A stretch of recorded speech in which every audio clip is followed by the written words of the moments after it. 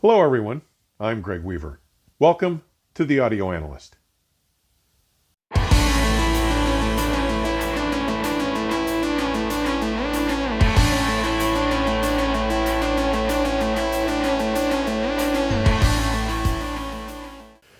To everyone watching when this episode first drops, I want to wish you all a happy Easter. And as someone subscribed to or watching this channel, it should come as no surprise that the biggest, most successful audio show in the United States, Audio Expo North America, or AXPONA for short, is set for its 2023 edition this Friday through Sunday, April 14th through the 16th, at the Renaissance Schaumburg Hotel and Convention Center, just about 15 minutes northwest of O'Hare International Airport in Chicago. Now, I'll be there Thursday through Monday, and I'm planning on sitting down with and interviewing several manufacturers, most notably Fikus, the inspiration behind Poland's LampizatOr, and Angus Leung, the designer of the remarkable solid-state gear from Westminster Labs. But Kevin Hayes, the president and chief designer of the world-class electronics from the Valve Amplification Company, invited me to present one of my curated LP sessions Saturday night, and further asked me to produce a promo spot for that event. Take a look at it here. Hello everyone. AXPONA 2023 is almost upon us, and as it approaches, I'm very pleased to share that Kevin Hayes and the team of the Valve Amplification Company have invited me to host one of my curated LP sessions Saturday evening, April 15th, in the Euphoria Room, beginning at 8 p.m. In what has become a tradition now, I will spend the evening sharing cuts from some of my favorite and most incredible sounding LPs. I'll be playing hand-picked selections from pressings from my own collection of some of the most remarkable and impressive rock and classical recordings ever released, each chosen for its social and sonic merit, based on their dynamics, frequency extension, tonal richness, staging, and imaging characteristics.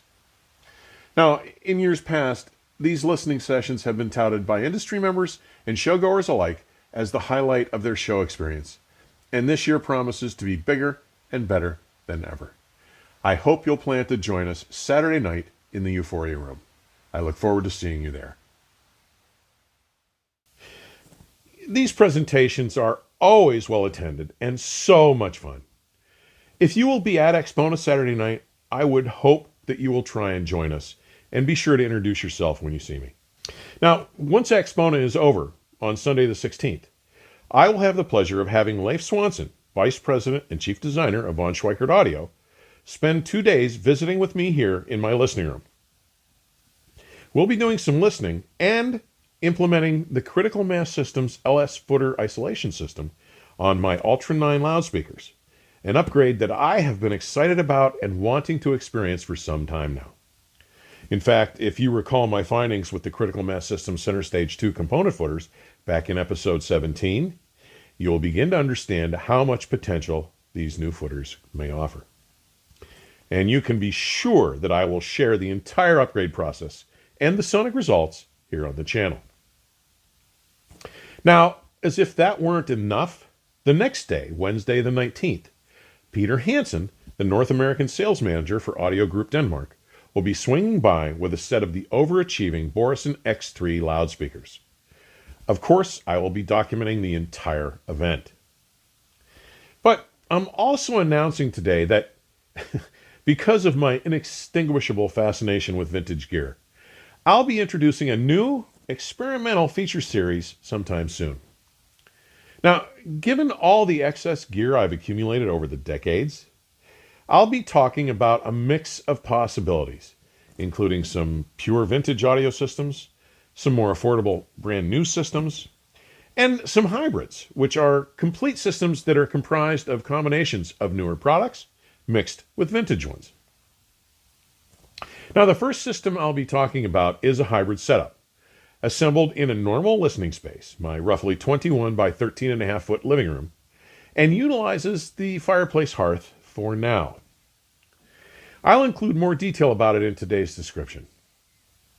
But this current real-world system is much more affordably priced than my Hyper Audio reference system in its dedicated listening space.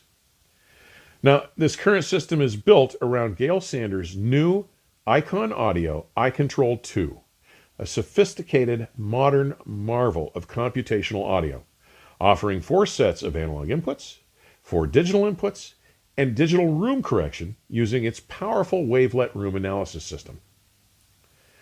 Now, digital audio is sourced via my Wi-Fi network using the stupidly affordable $99 WIM Mini streamer. The Mini is the size of a hockey puck and has a 24-bit 192 kHz PCM DAC, can output analog 2-channel audio via its 3.5mm stereo port, making it the perfect inexpensive solution for vintage electronics, and a digital stream via a Toslink port. It is a Roon endpoint and can stream directly from locally hosted DLNA servers and most streaming services like Qobuz, Spotify, Tidal, Amazon Music, and many others. Guys, you can bet I'll have a lot more to say about this absurdly versatile and affordable streaming solution soon. Now, in this current application, the WIM Mini is connected via its Toslink output to the iControl 2's internal 24-bit 96 kHz PCM DAC. But it is also connected to one of the iControl 2's single-ended analog inputs using a 1.5 meter long audience conductor series cable with its 3.5mm stereo jack out from the WIM's analog audio output. Now, this allows me to compare the 24-bit 192 kHz DAC in the WIM to the iControl's 24-bit 96 kHz DAC just by switching inputs. Now, also, the iControl 2 and the WIM Mini streamer are the only new components making up this entire system. The vintage components in this initial setup include a 1986 Luxman PD210 automatic turntable, fitted with the amazing Monster Cable Genesis 2000 moving coil cartridge, feeding the absurdly overachieving Channel Islands Audio PEQ Mark II phono stage, which is powered by its AC-15 Mark II external linear power supply.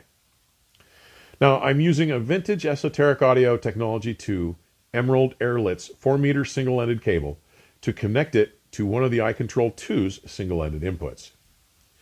I'm using a set of the iControl 2's analog outputs to feed a pair of Channel Islands Audio VMB1 monoblock amplifiers using a set of 1-meter MIT MI330 Plus single-ended interconnects, and a second set of outputs from the iControl 2 via a stock patch cable to feed the line input of a Mirage FRX S10 powered subwoofer. The VMB1s use a 1.5 meter set of Audience Ono speaker cables to drive a set of von Schweikert Audio VR1 monitors, which have had their crossovers fully rebuilt and upgraded as of last year. Now, the VR1s sit atop a pair of 24-inch tall plateau speaker stands that use 3 rectangular vertical steel columns, each filled with a mixture of sand and shot.